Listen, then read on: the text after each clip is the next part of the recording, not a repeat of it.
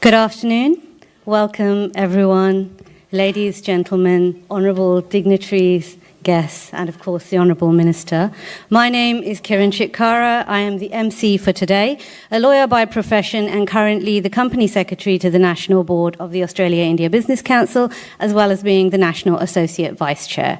It is my absolute pleasure to stand before you as your MC and host today. I extend a very warm welcome to everyone to what promises to be an insightful event on bilateral relations between Australia and Andhra Pradesh in India. Before I begin, I would like to acknowledge the traditional owners and custodians of the land on which we meet today. I pay my respects to their elders, past and present, as well as emerging leaders. And before I announce our first speaker, just a quick housekeeping note, please. Please put your phones on silent for the duration of today's formal proceedings. The washrooms are located just at the back of the main hall, and lunch will be served after the vote of thanks. Now, it is my pleasure to welcome our first speaker, Mr. Deepak Raj Gupta, OAM. As a former member of the Legislative Assembly in the ACT Parliament, Deepak Raj has played a pivotal role in building stronger ties between Australia and India, whilst also championing multicultural leadership and community engagement. His service has formally been recognised with a Medal of the Order of Australia. Please, everyone, join with me in giving Deepak a warm hand.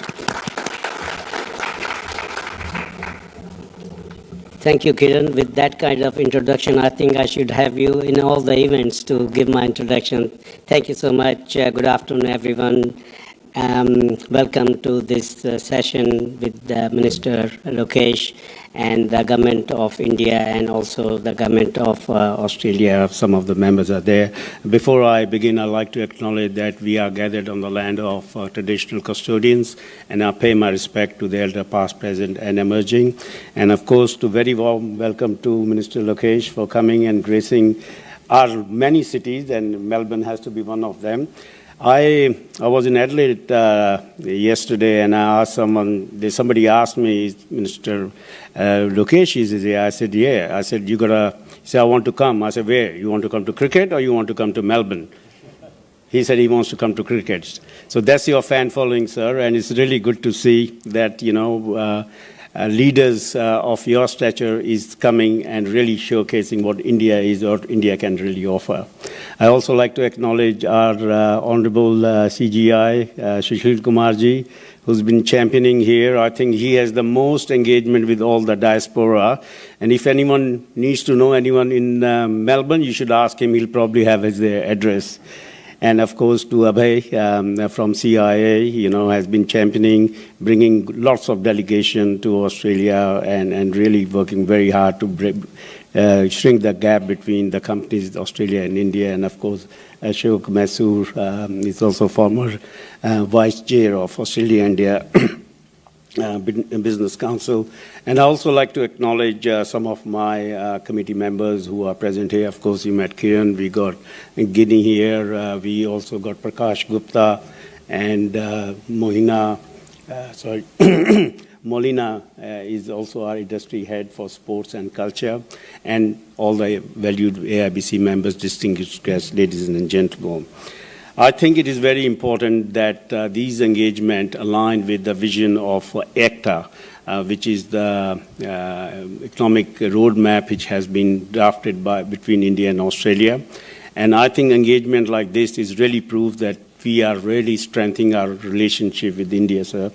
And also, especially this aligned with the vision of Australian government as well and vision of Indian government, if we look around. So this is a timely visit, Minister, and I know coming as one of it's an old region but very young state with new capabilities. And also I'd like to congratulate on 14th of this month, Andhra Pradesh has grabbed 15 billion worth of Google's capability center in Andhra Pradesh. So please, big round of applause. and probably we'd like to see many more such innovative sectors come into India and in Andhra Pradesh. So if we look around with the Act I think some of the things I've been hearing and listening from others, and what your plan is for the Australia-India engagement, especially for Andhra Pradesh. I think technology and digital infrastructure is number one, and I think you're championing it. Having Google there is a testament for that. Cloud service, AI, and cybersecurity. Education is a big export of Australia, and also from India as well. So that's one higher education we really want to push between this ACTA agreement. Clean energy, green data center, leveraging Australia expertise in renewables. I always said Australia has expertise, India has expertise and resources. And I think whatever the outage was a few days back with AWS, people said because most of the Indians took holiday for Diwali, and that's why the whole thing crashed. Yeah. So that's the power of resources. But I think the way the relationship with Australia and India is going, it is the right time to get engaged with the activities. And thanks to somebody who's tweeting in the middle of the night, it's only benefiting us. So the relationship with Australia and India is really growing very strong. And in my period in Australia, almost 40 years, I think this is the best time. If we don't leverage now, it'll take time to shrink the gap. Also, sir, Australia-India Business Council was formed in 1986 by two visionary Prime Minister, Bob Hawke and Rajiv Gandhi.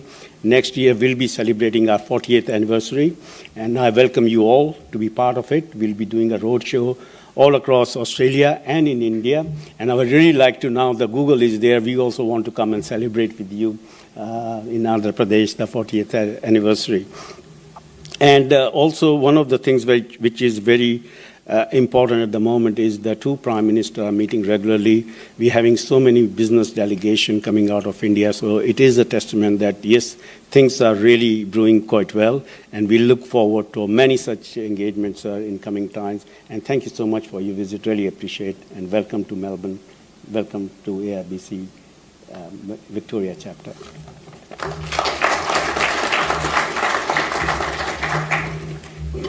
Thank you, Deepak. Now, I am delighted to welcome Dr. Sushil Kumar, Consul General of India in Melbourne, to the dais. Now, Deepak has said this in quite a jovial manner, but I do want to formally say that Dr. Sushil Kumar is certainly a very highly regarded individual. He is very active in all events related to the Indian diaspora in Melbourne, and so there is much respect for his expertise and service. Please join with me in giving him a warm hand. Thanks, Kiran. Namaskar. Good afternoon. I would also like to begin by acknowledging the traditional custodians of the land on which we have gathered here today and pay my respect to their elders, past, present, and emerging. I would also like to acknowledge Honorable Sri Nara Lokesh Garuji, Minister for Information Technology, Electronics and Industries, Government of Andhra Pradesh, Deepak Raj Gupta ji, National Chair for Australia-India Business Council, Ashok Mysore ji, very good friend, past Chair of CII IBF, Abhay Mehta ji from CII, representatives from government and the business community, members of AIBC, friends, ladies and gentlemen.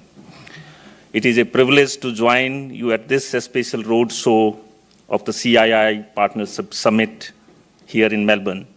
I warmly welcome the distinguished Andhra Pradesh delegation led by Sri Nara Lokesh Garu, who brings with him a vision of innovation-driven, inclusive growth that Andhra Pradesh is championing today. This visit reflects the deepening partnership between India and Australia, and more specifically, the growing state-to-state and business-to-business connections. I would like to thank DFAT for facilitating this visit and also supporting AIBC and CII for organizing this event. India today stands at an inflection point, a nation of 1.4 billion people moving ahead with confidence and optimism. Under the vision of Prime Minister Honorable Narendra Modi, India is pursuing reforms and resilience hand in hand. India's sustained reform efforts and strategic initiatives have created an attractive environment for global investors seeking diversified supply chains. India is not just a large market, it is a trusted supply chain partner and a knowledge powerhouse. Andhra Pradesh, with its strategic coastline, strong industrial infrastructure, and progressive policies, is emerging as a key investment destination in India. Its focus on technology, renewable energy, manufacturing, logistics, and agribusiness aligns closely with Australia's and Victoria's strengths. Sri Lokesh Garu's leadership has placed particular emphasis on digital transformation and industrial growth, creating opportunities for collaboration in IT, renewable energy, advanced manufacturing and education. And I was pleased to join Honorable Minister yesterday at University of Melbourne to explore further collaboration and strengthening in educational partnership between Andhra Pradesh and Melbourne University. The CII Partnership Summit to be held soon in Andhra Pradesh will be a major global platform to engage investors, innovators, and industry leaders from across the world. I request Australian partners, particularly from Victoria, to actively participate and explore new synergies with Andhra Pradesh and India's broader growth story. Our bilateral ties have never been stronger. As Prime Minister Albanese says, the sky is the limit. Victoria is home to the largest number of Indian diaspora, and I have many Telugu friends here who have requested me to facilitate a meeting with Honorable Minister. You are very popular among the Telugu community, and they really want to meet you. And I don't know, DFAT has packed your program and meetings. So, dear friend, we have really strong collaborations in various sectors. The India-Australia relationship stands as a model of how shared values and economic complementarities can drive mutual growth. Today's roadshow is not just about promoting a summit. It is about building bridges of opportunity between our people, business, and governments. I would like to thank CII and AIBC for organizing this roadshow and looking forward for a wonderful session ahead. Thank you so much.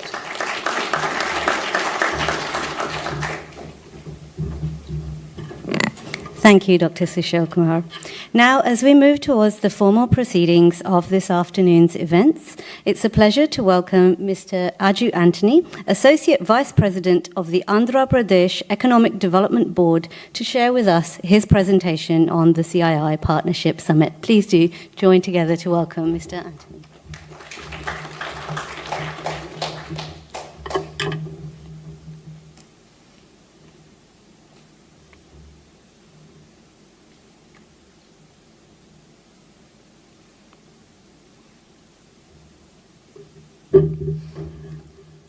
Good afternoon, Honourable Minister, Consul General, Deepak from Australian Business Council, well-wishers of the India-Australia Business Fraternity, ladies and gentlemen.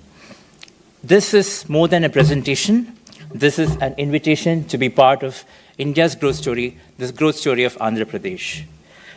Andhra Pradesh, the sunrise state of India where ambition meets opportunity. Today, we begin a compelling story of remarkable growth, strategic vision, and a firm commitment to the prosperity of its citizens. This is a dynamic narrative and of global collaboration, mutual economic growth that you all can be part of. Picture this, a state with a geographical area of 160,000 square kilometers, 53 million people, representing 4% of India's population, a GSDP of $180 billion and still rising. An export, we sell to the world about $20 billion, making it 5% of India's exports. Our economy is a mix of agriculture, services, industry. This isn't just growth, this is momentum.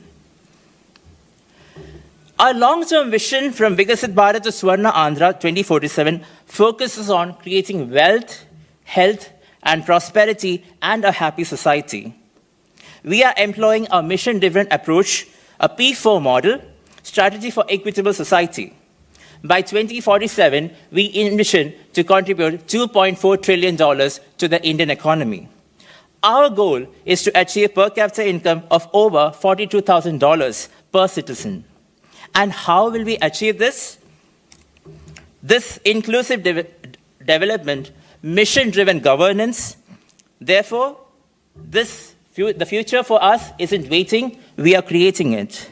Our aspirational goals for Andhra Pradesh set the stage for transformational growth in key social and economic indicators. By 2047, we want 100% literacy. We want 80% of our female population to be part of the labor force. Urbanization to be taken to 60%. Aiming for 95% skilled workforce. This is textbook transformation, I tell you. We work on strong and proven pillars. Governance that enables, not obstructs. Amravati, a greenfield capital city, developing a world-class city and a planned capital city. Water security, no more scarcity, only sustainability. Industrial infrastructure, global logistics hub enhancing connectivity and trade efficiency. Green energy and fuel, leading by example. One family, one entrepreneur, which basically looks into the idea of grassroots entrepreneurship, a future-ready workforce, product perfection, made in AP, trusted globally. These aren't ideas. They are already in motion. Our future-looking policy framework is designed to drive sustainability and inclusive growth in AP. The guiding principles were product perfection, speed of doing business, reduced cost of logistics, employment creation, future-ready technology, circular economy. They all are bedrock to boost the industrial growth. Sectoral policies covering aerospace, defense, food processing, leather footwear, MSME, maritime, just to name a few, to create our Industrial Development Policy 4.0, serving 44 thematic policy frameworks addressing specific sectors and areas of development. Blessed with a coastline of 1,053 kilometers, Andhra Pradesh is strategically positioned to be the gateway to the east. 6 operating ports with 330 million metric tons per annum capacity. Additionally, 4 ports, greenfield ports, are being built. The advantage of a maritime ecosystem is that it can approximately handle 40% of the east-going cargo from the eastern coast. We have identified 50 coastal creeks and sites suitable for shipbuilding and maritime-related activities. Andhra Pradesh isn't just open for business. We are the door for your business to India. Aviation, where sky is not just the limit. The Honorable Minister keeps saying about vertical integration and horizontal integration. We have 7 operational and 9 greenfield airports being built. Our manufacturing and MRO facility coming up in Kurnool, Donakonda, Tirupati, Lepakshi, Madakasira, etc. Even sky is not the limit. Where others built airports, we are building an aviation revolution. Rail and road network. Our total road length, covering more than 160,000 kilometers, can circle the globe, I think probably 4 times. The rail network of 9,000 kilometers. Good people, goods, people, ideas, everything moves faster in Andhra Pradesh. The inland waterway system, the silent giant of AP. We have approximately 900 kilometers of inland navigable waterways. Why drive when you can glide? The economic corridors. Our strategy is to drive economic growth, including development of key economic corridors and specialized clusters, like, for example, the Quantum Valley, the Aerospace City, the Drone City, promoting drone industry for various applications. And we saw the effect of drones in modern warfare and various things during Operation Sindhu. The Space City, Electronic City, Pharma City, you name any city, we are building it for you. The Ratan Tata Innovation Hub, one family, one entrepreneurship, empowers grassroots entrepreneurship and innovation across Andhra Pradesh. RTIH is the bedrock of this mission because real growth starts at home. Tourism, beaches, wildlife, heritage. AP, Andhra Pradesh has everything minus the crowds.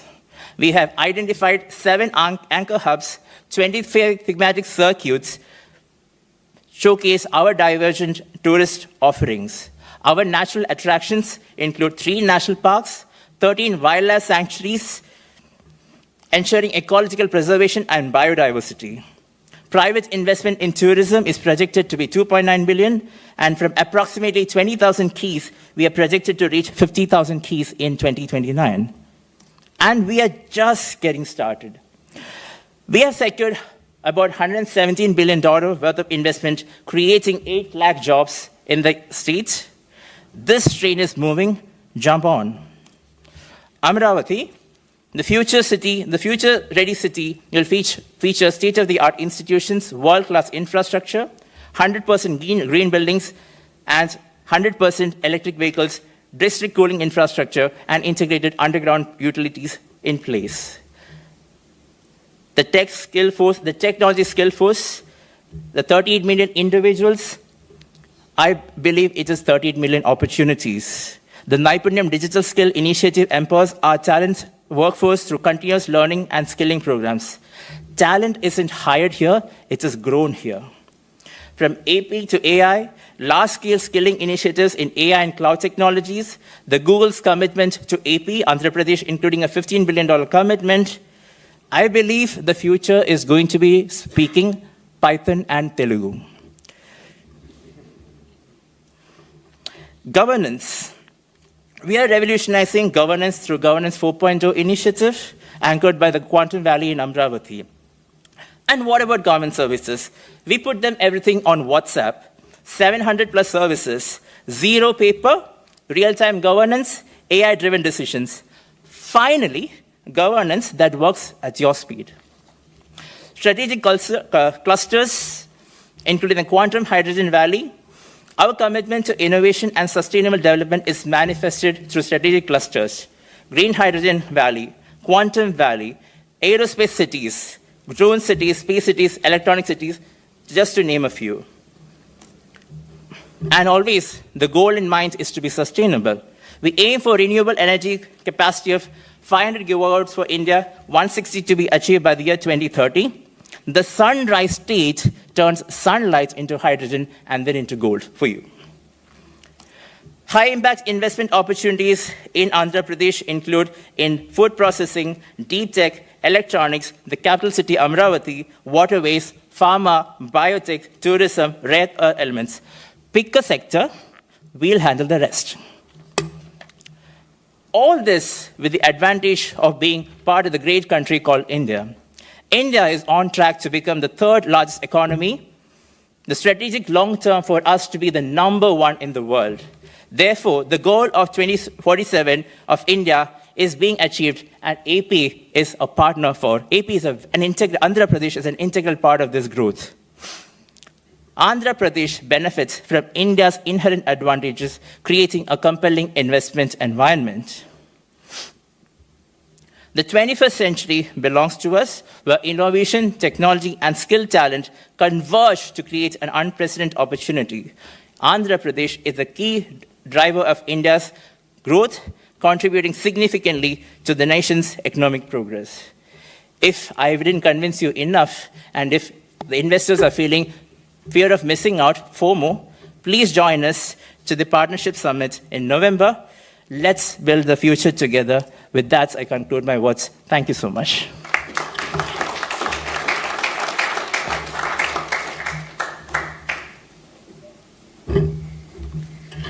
Thank you, Mr. Anthony, for that very compelling presentation. For what it's worth, you've convinced me. Now it is an absolute privilege to be able to welcome to the dais the Honourable Minister Nara Lokesh, Minister for Information, Technology, Electronics, Communication, Real-Time Governance and Human Resources Development for the government of Andhra Pradesh. Mr. Lokesh Nara is an influential and forward-thinking leader deeply committed to shaping the future of Andhra Pradesh through digital innovation and inclusive governance. He has positioned the state as a global technology hub, as we've just seen, making it a premier destination for IT and electronics investments. Please do join with me in welcoming the Honourable Minister Nara Lokesh to the stage.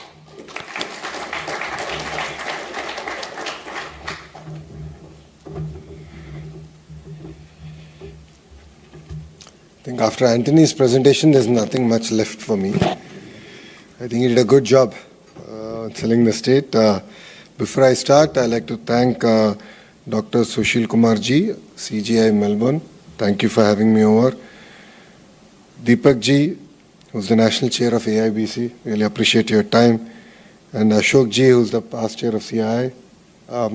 Thank you very much for having us. And I'd like to personally thank the Australian government for having me on their special visit program. They really worked hard getting me all the way to Australia, down under.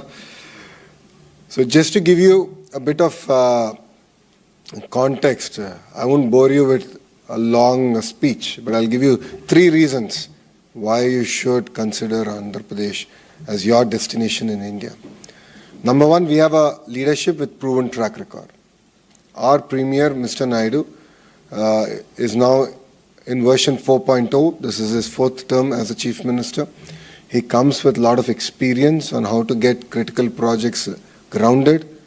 His experience working with Government of India also helps ensuring that you have a soft landing in not only in India but in the state of Andhra Pradesh. He is of course backed with a very young team. 50% of the legislatures are first-timers, 17 out of the 25 ministers are first-timers. It's not my grey hair, but I'm actually a senior minister in his cabinet. So we bring a lot of passion, a lot of energy to get things done. The second reason you should consider Andhra Pradesh is because we are a startup state. We have that mentality to get things done. We are not complacent. And once you shake hands with us, it no longer is your project, it becomes our project. So I'll give you an example of this.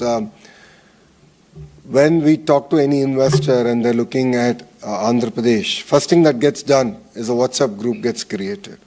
All the respective leadership across the political spectrum, the government and the private sector are added to this WhatsApp group. And then on a daily basis, we actually start interacting with each other to understand what's the status, what's the agreed timelines, where are we stuck, what are the areas that we can do better. You know, one company, and one example of this is one company which is into the hospitality sector. This morning we updated them where exactly is the land allocation status, where is the file, and by when are we going to get it cleared. So we believe on delivering it. We believe on following up on your project and ensuring that we not only meet your timelines, but we actually beat it. So 2 other projects I'd like to talk about. One is Google. And all of you have now heard of it. It's a nice wow, but 13 months of hard work went behind it. So when the leadership came, I personally drove them, I showed them where the project will come up, followed by me visiting the corporate office and pitching to their leadership on why Andhra Pradesh, followed by their leadership coming and meeting our Premier in Andhra Pradesh. And there were specific requests which required policy intervention, policy changes at the federal level. And we worked with the Honorable Prime Minister Shri Narendra Modi ji, we worked with our Finance Minister Nirmala Sitharaman Madam and the IT Minister Ashwini Vaishnav ji, and we brought about the changes that were required to not only land Google in India, but to actually make India the next destination for data centers across the world.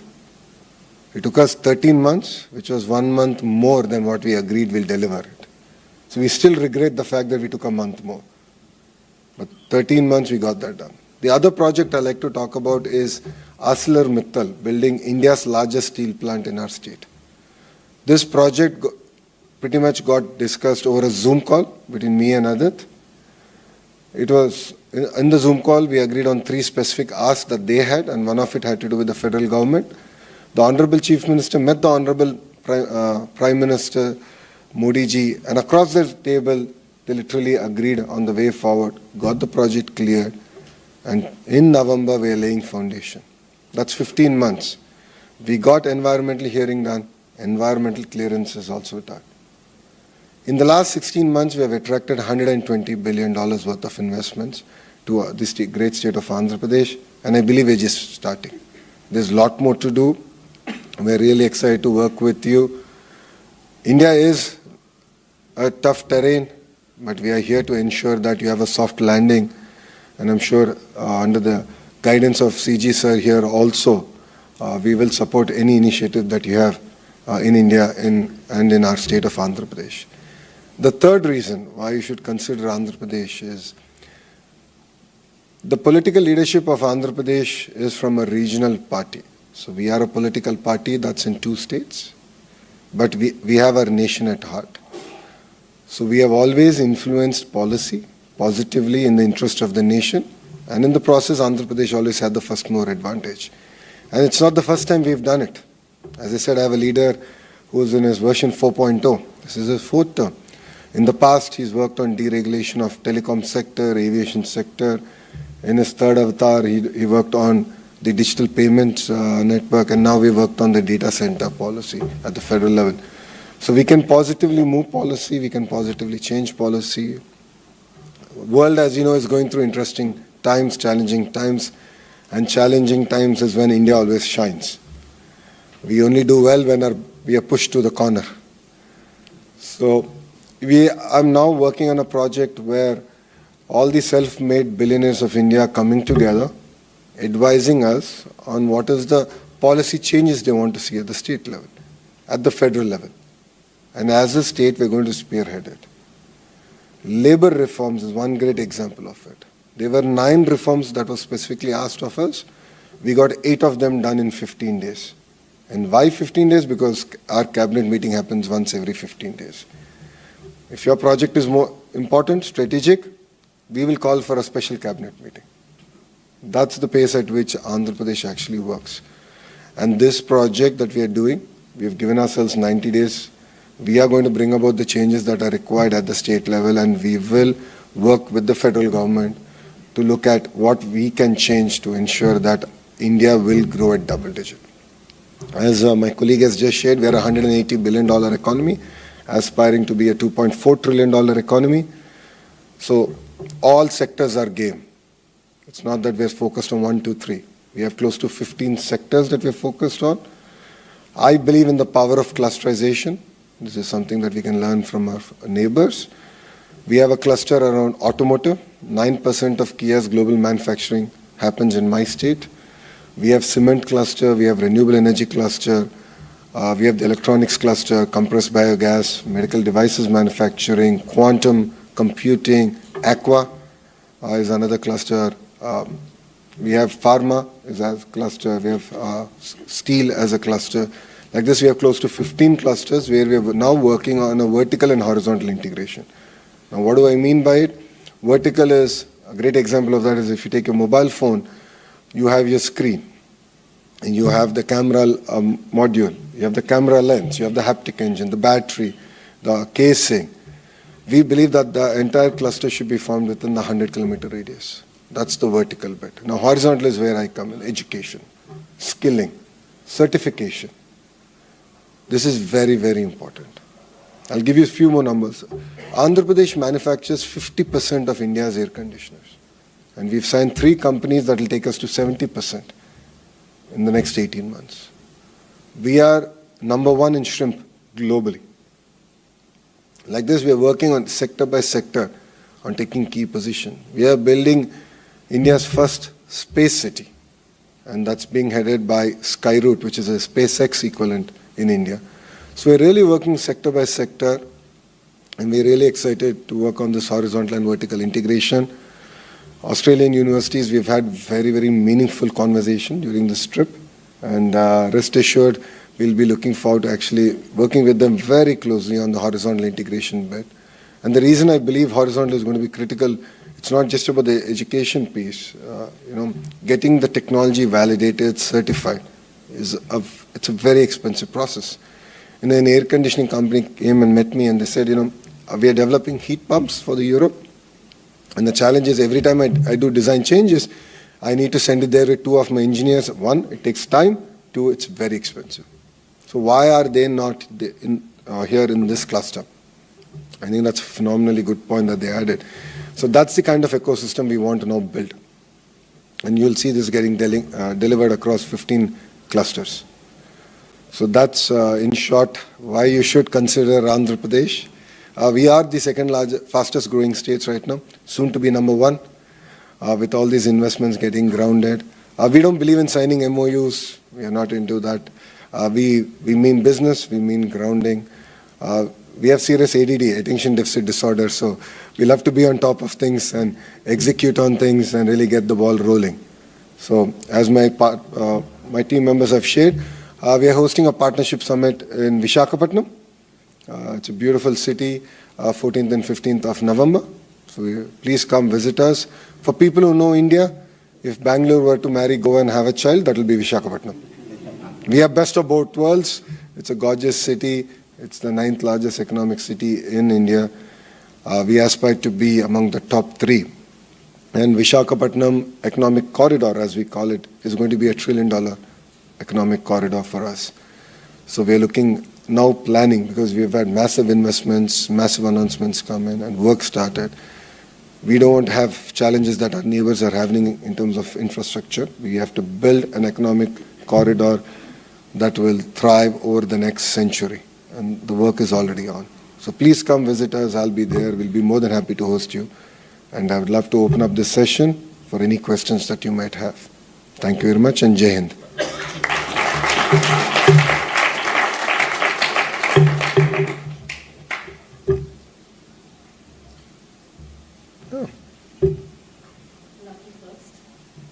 Even before I ask my question, I'll introduce myself. My name is Desam. I'm a true Bangalorean, but married to a Telugu. And I've realized that movies are everything, and your father-in-law's dialogues make it common conversation for us at home. So, starting with that, Thank you. Mr. Lokesh, you've often spoken about positioning Andhra Pradesh as India's next startup state. I personally, and my husband as well, we've spent the last 2 decades in Australia building and scaling up technology ventures. I've seen how ecosystems mature when innovation is made sustainable, not just exciting. Now, how does your government envision creating a sustainable startup ecosystem in Andhra Pradesh? And I'm particularly interested about long-term digital assets, such as blockchain infrastructure, CBDCs, or proof-of-stake technologies. And would you be open to exploring global collaboration models that have worked well in markets like Australia? I think it's a very valid question. We believe in the power of mentoring for any startups.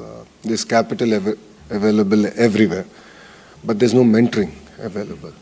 So the approach that we've taken is we've created an incubator/accelerator, which is the Ratan Tata Innovation Hub, which is based out of our greenfield capital city, Amravati. And then we have nodes across the various strategically important areas. So we have another 4 nodes. And each of these nodes and the main hub are working with the private sector. So we have Tata's and their leadership mentoring the node in Amravati. We have Adani's mentoring a node, Jindal's mentoring a node, Greenco, which is a homegrown renewable energy company, they're mentoring a node. There's Mega, which is an infrastructure company, again homegrown, they're mentoring a node. So, and it's one, we got the private sector. 2, we got the academia. So we got all the private government universities in those nodes in the areas that they are to also be part of this. And then we are backing it with funds. As a state, my strong belief is government shouldn't be spending money directly. We should raise fund of funds. Right? I think now we are at that position as a country that we can do it. So we're looking at innovative models where money is actually being raised. This entire initiative is being headed by a very young IAS officer. She is from IIT Kharagpur. So we matched, bureaucratic leadership, political leadership, and the entire process around it.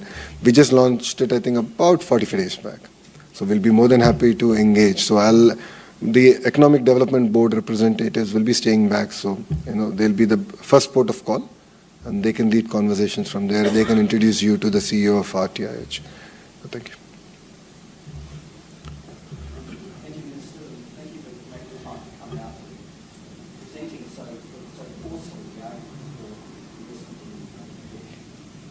My name is Martin Stein, I'm a chartered accountant in practice. I work with many different companies that are invested in Australia. Yeah. So you make a powerful argument for investing in Bangladesh. One of the slides touched very briefly on the explosive growth of exports. Can you enlighten me and the others where those exports will be focused and how they will impact on Australia? If you look at currently, we have a position in textiles, we have a position, of course, in aqua. As I said, we're number one in shrimp, and the few other sectors that we're actually doing quite reasonably well. Kia cars made in Andhra Pradesh do get exported around our region, so we have taken a strong position there. Of course, IT exports continue to grow in my state, so that's very, very important. To specifically answer your question, I believe it's a two-way trade. So the way I look at it is the great opportunities for Indian entrepreneurs and Andhra companies to actually look at investments in Australia.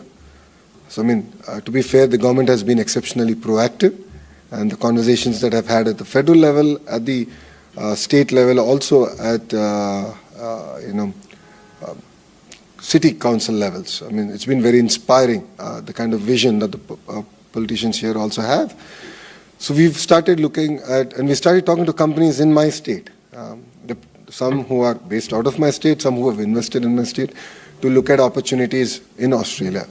Sectors like hospitality, critical minerals, education, skill development. So these were sectors that were discussed. In terms of what Australia can offer to India, sports is one sector that we're looking at. Of course, skill development is a no-brainer. As we all know it, education, we're already quite big in terms of our relationships. So I think there's clear sectors that we've identified where Australian companies can also look at investing in my state. In terms of exports, I think we live in a very dynamic world. And I believe that every country and every state should diversify and have look at other countries and other states. So historically, as a state, certain sectors have been very reliant on certain countries. And then with the changing politics, we've had challenges. So after that, we've insisted that our exporters also look at new markets and look at products where there is a gap in that market. So it's not about saying, I have this, so will you take it or not? But to actually analyze the market and find the right product at the right price point and the right sort of a fit. That's one thing I said. To the Australian companies, especially who are in commodities, in Sydney, I had a sit-down lunch with quite a few of them. I've asked them to look beyond wheat and certain commodities. There's so much of potential in things like mushrooms and horticulture. There's massive opportunities that India has, and we can make, and especially Andhra Pradesh, which is among the top 5 states in horticulture, aspiring to be number 1. We can export to the world. And our vision is not to just make the local variants of mango, but to make the Japanese variant, to grow the Japanese variant of mango in Andhra Pradesh. So there are amazing opportunities like that where I think we should look at, based on the companies that you represent, and explore opportunities through either, I think, it's Australia Trade, Austrade, or of course our Economic Development Board, and find opportunities of mutual interest. It's a long answer for a short question, but I've understood that I think it's a two-way trade from Andhra's perspective. Thank you. Hi, I'm Swati. Minister, I have one question. You spoke a lot about possible potential association with the education sector in Australia. I'm quite keen to interested what do you mean by that? And second, very interested in figuring out how's the brain drain and the brain going back to the country and that association will come along. Are there enough people you see out here who come as students, never go back, while India does with the kind of development you're seeing happening in AP? I think we'll do a lot with people going back as well and coming here with a more strategic vision. And my another question, little longish, but wanted to understand, Australian universities rank amongst top 50 in the world, but don't come as the priority for Indian students as such so much. How do we make sure that that starts emerging, and not because of visa issues, but more because of priority? But not anymore. Australia is now figuring among the top 3 choices. I still feel it's because of visa issues. Actually, that's what I thought. But I mean, looking at the energy and looking at the kind of, students from my state who are here, wherever I go, the kind of reception I get. So, I mean, it's quite impressive the number of students who are coming. I think, see, in the early 90s or 80s, yes, US was seen as an option. I'm a product of US education. So no second thoughts about it. But I believe that Australia is really catching up. So your last question answered first. In terms of brain gain, I'm a product of brain gain. I'm a Stanford MBA.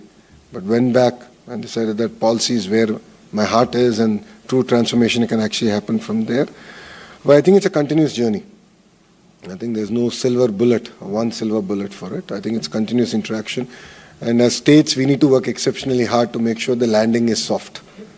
I mean, India is not exactly an easy country, but we need to work very systematically and build it out. And that's where policymakers have a role, that's where bureaucrats have a role. Together, we should create a very conducive environment, and that's what we're working on very systematically. And to be fair, from Andhra's perspective, we are not transactional state. We are very long-term relation building state. And that is the DNA of the regional party. So if you look at it, Mr. Naidu has had relationship with Mr. Lee Kuan Yew of Singapore way back, starting in the 90s. And that relation continues. And it's only deepened. And that's exactly what even the Australian government is looking for. So I think that kind of deep, meaningful relationships are going to be important, and building the super highways of investments to make it smooth for landing. And only then will we have brain gain in its true sense. But end of the day, I think our kids have an opportunity to go be global citizens, and wherever opportunities are there, I think they should go and be part of it, be part of that journey. In terms of universities here, Aussie universities and collaborations with Andhra Pradesh, I've specifically stated a few sectors that we are interested, but it's about 15 clusters that we're interested. And the way I look at it is, who's the best in that cluster? Aussie universities are good across, 10 domains, but they're really, really good at 2-3 domains, like any other global universities are. So I'm looking at working with them, bringing them in, bringing the private sector in, and of course giving an opportunity to local colleges, universities to host the Center of Excellence or a joint dual degree program, research projects together and do that. See, it's designed in Aussie, Australia, manufactured in Andhra Pradesh. I think it's best of both worlds, right? That's what we want to do. Now, what do I mean by it? Aqua. Right? I met the leadership of James Cook University, who are exceptionally good in aqua, and the professor had very technical questions for me. Like, which variant, what's the name, what's the number? I said, okay, I'm not into that depth. I'll have my agriculture minister talk to you. I really don't have that kind of depth in that sector, but we want to work. So we are talking about, okay, let's look at research facilities. How do we go about with it? New variants, how do we get the farmers to move up the value chain? Then the New South Wales University, we spoke about solar panel design, engineering. The technology that came out of New South Wales University is supplied to 90% of solar panels globally. And I have 5 out of the 10 manufacturers in Andhra Pradesh with an annual output capacity of 100 gigawatts. But I don't have a technical program around it. I don't have a skill upgradation program around it. So I'm going to work with them. So what am I going to do? I'm going to bring these 5 companies together, the university together, and of course local institution. Could be IIT Tirupati, a few other colleges in that region, to come together and build this entire ecosystem. So that's the thought process that I currently have. Same thing with hospitality, because we already have signed about 7,500 keys, and they're under construction in different phases. So I want to bring all of them together and then bring TAFE as a partner and look at how do we build this hospitality also out. Because if 50,000 keys will be done, and then the question will be asked, where's the talent? So before that happens, I don't want the cart to be ahead of the horse. I want the horse to lead. So I need to build the talent workforce. So, yeah. Thank you. Good morning, Mr. Lokesh. My name is Ram Samini. I'm from Space Angel, and I'm here. Space Angel. Yes, Nice. I'm here together with my partner, Ceci, and Jacob. In fact, it's very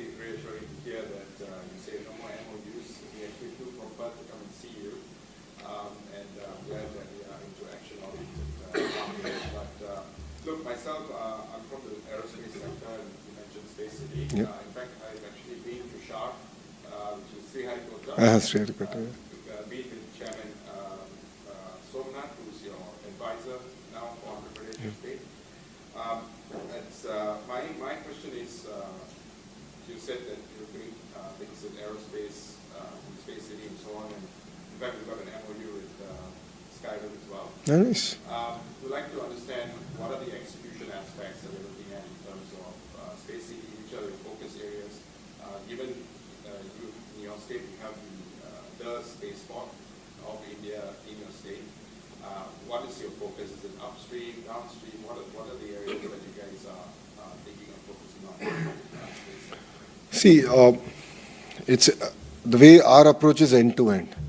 So I'm not looking at taking a position on one thing. So I'm not building a 300-acre launch pad. I'm building a 5,000-acre space city. And that's where Skyroot is coming, and I met the leadership of Skyroot. Amazing leadership, and they are coming and building it out. And they're going to be the anchor of building the entire ecosystem. So from material sciences all the way up to designing, executing on the satellite level is what we want to build capacity in this ecosystem. And that's the approach I'm taking.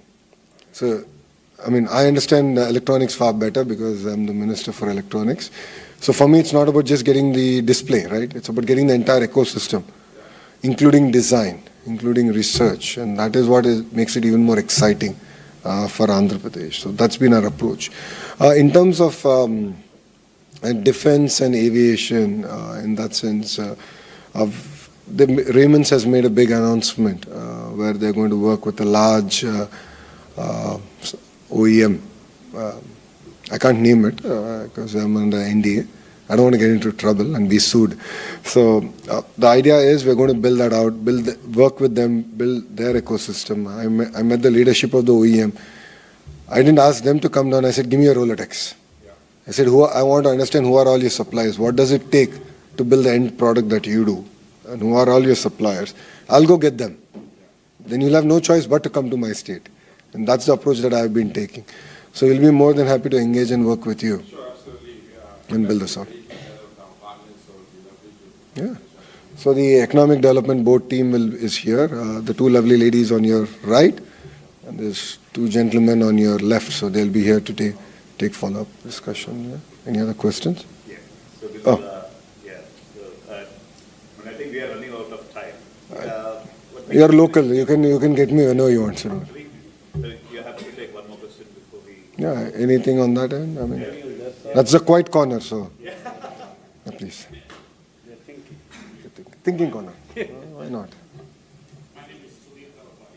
I'm a founder of Rising Boost, a sports startup. Which is speak about sport in Andhra Pradesh. What specific elements you are looking at, or what's the focus we can do to come to Andhra Pradesh? Focus as in, can you please define it? I mean, you're saying which sport are we going to focus on, or what is the ecosystem? Is it a mentoring, is it infrastructure, or is it development in the sports coming to Andhra Pradesh? So any particular space you're looking at?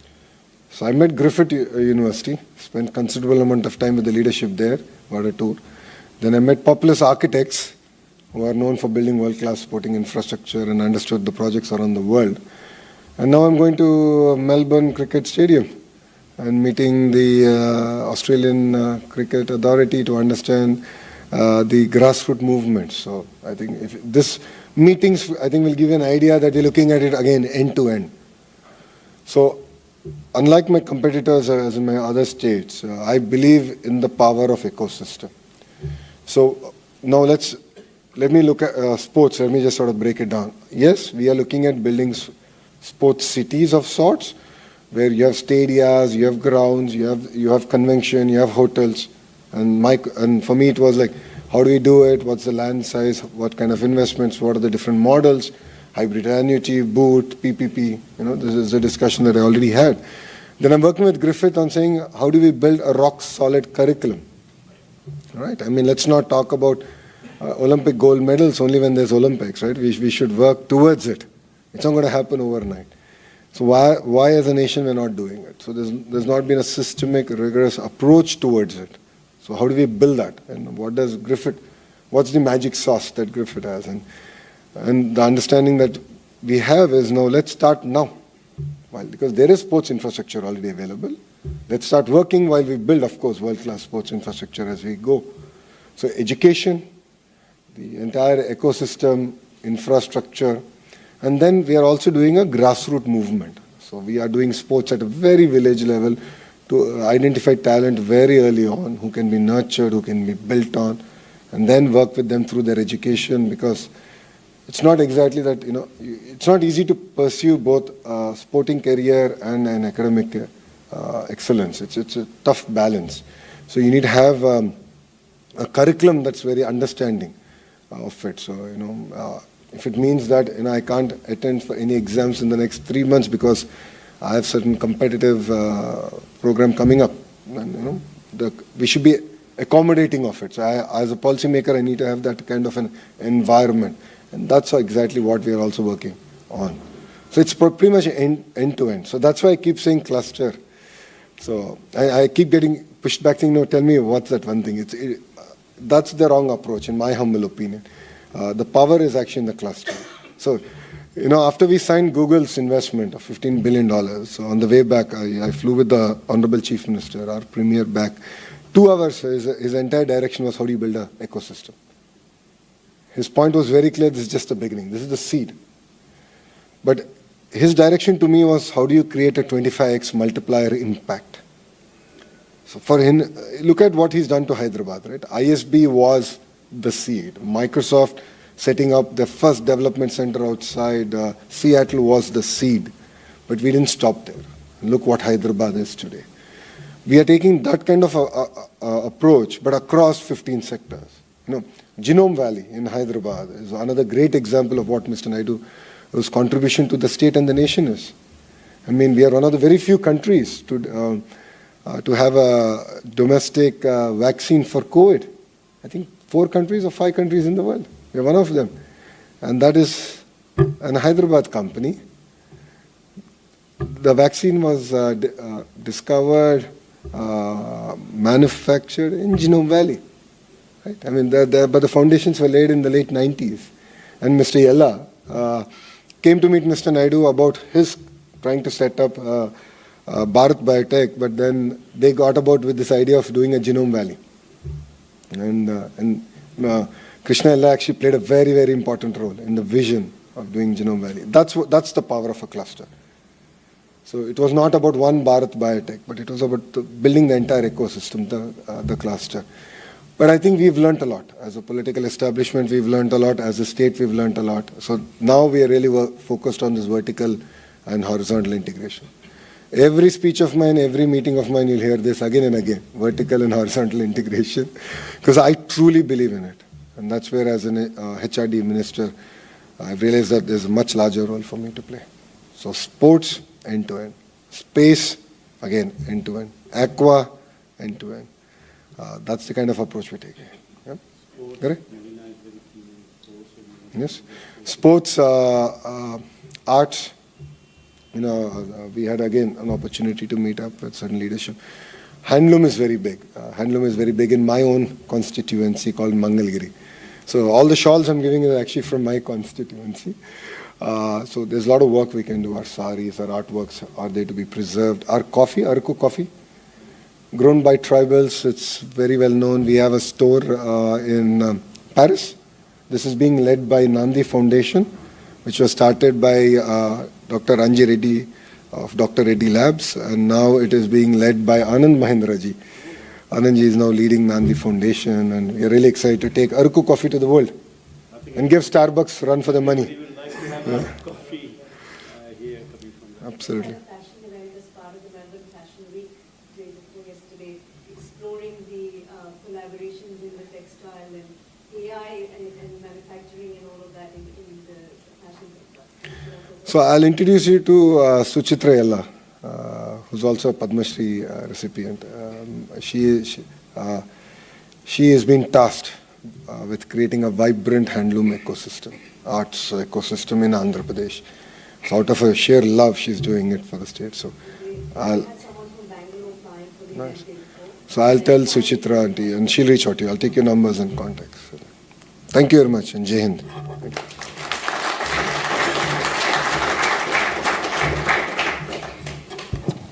Thank you, Honourable Minister, for those fascinating insights. I think there's just so much to take in and learn from that. Now, I would just like to welcome our last speaker, Mr. Ashok Mysore, the immediate past chair of the CII-IBF. He will offer a formal vote of thanks. Please do join with me in welcoming Mr. Ashok to the dais. Thanks so much, Kiran, for that. So I've got the easiest job. All I need to do is to summarize a few bullet points of, the wisdom and basically the experiences shared by all three of you. Or do ChatGPT? No, I think we can't do that, I think, at this point. Yeah. I'm walking around with it. AI to summarize me. No, like I think it is, my job was also to do the Q&A. I think it is very, very topical that, Lokesh Garu himself actually, picked that one up and, wanting to have these interactions directly with the people. And I think it is very reflective of the government, of the state government that you are part of, sir, and the ministry that you are actually doing there. So just to basically, I think Deepak ji started with, talking about the Australia-India relations, around the defense, security, trade, economic stuff, what has actually happened in terms of ECTA in 22, and followed by a very, I guess, an active conversation participation in concluding SICA very soon, and, allowing, I guess, the two countries to trade freely.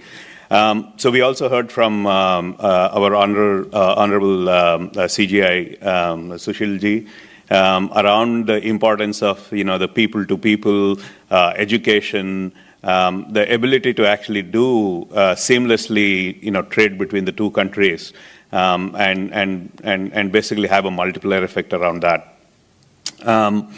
So we spoke about, I guess, a lot of things around the technology parts, around, AI, security, IoT, digital health, water management, telemedicine, and a lot of these.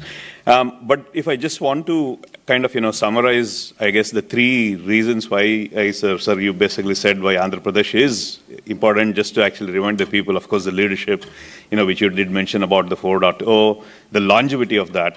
But combined with that is basically young minds, I mean, including yourself and the rest of the ministry, which you were saying, a very large percentage, I can't remember, I think 50+% of the... 19 out of 25. There you go, awesome. So it is about actually thinking on the policies, which is, for the first time, I guess, in the decade where they are actually in step with the business, with the technology, so that there are proper guardrails, there are good guidelines for these businesses to thrive. So you did actually mention, about the startup and the way you actually give a soft landing. I think you did mention that multiple times. Generally, people have this notion of, going to India and doing business there is, one, it is difficult, and second is risky. But I think a lot of people hearing, from leaders like yourself, are understanding that, managing, looking at risk as part of that is good, but it's not risky to do business in India. And I think it's a breath of fresh air to really see, kind of a concierge that you have actually set up for the soft landing for businesses. Of course, your intention is basically to, kind of attract large businesses like what you have actually done with, let's say, Google or ArcelorMittal, etc. But I think MSME is a very strong sector for both India and for Australia, where I guess 83% of the people are actually employed in that.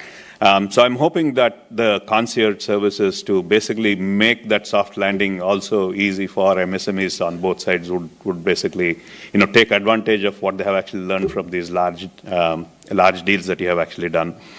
The clusters, I think we heard so many times you mention about clusters, and I'm sure we'll read more about how media would actually cover your tour to Australia, having conversations around these end-to-end things, around the 15+ clusters, which is what you're actually focusing on.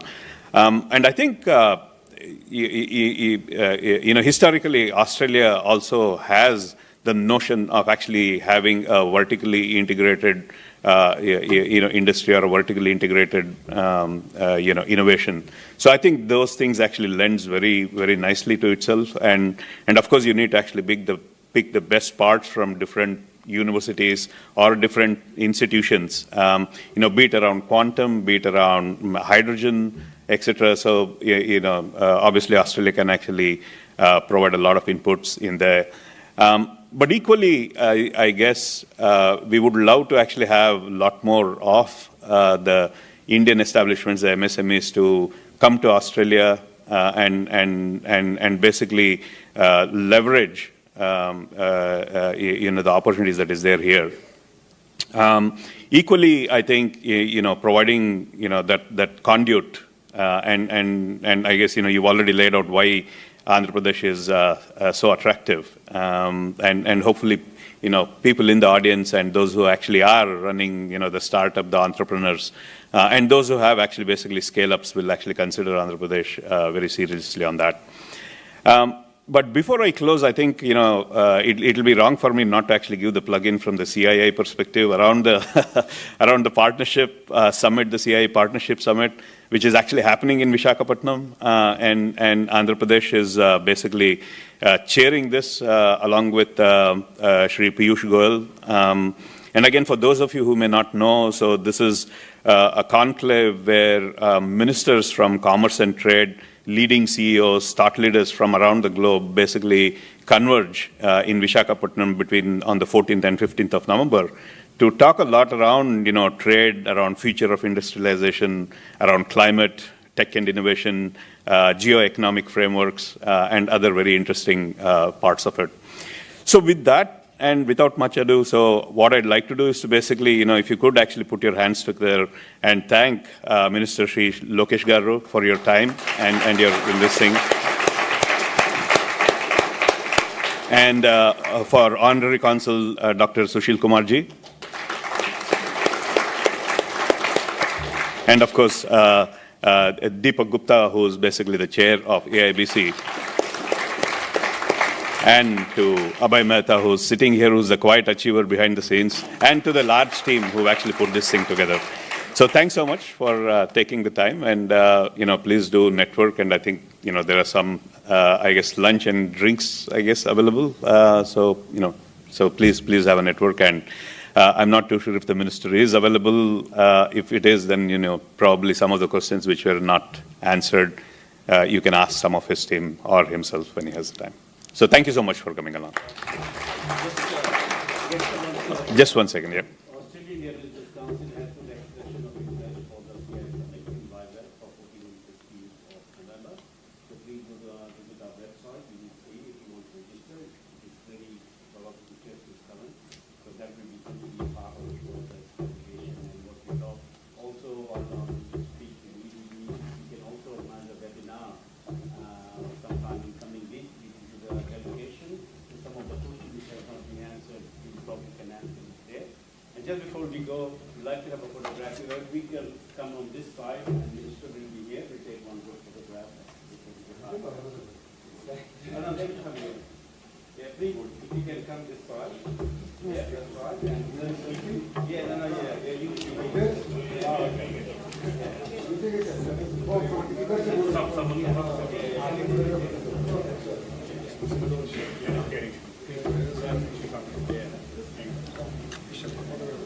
You can use the chair if you have to stand on the chair. Which one?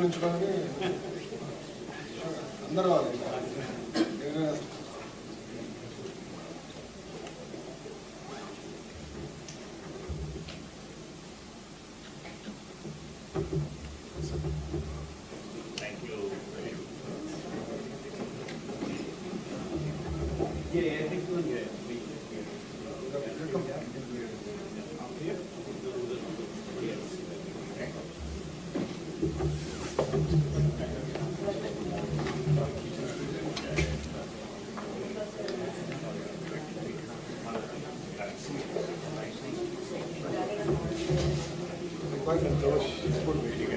Yeah.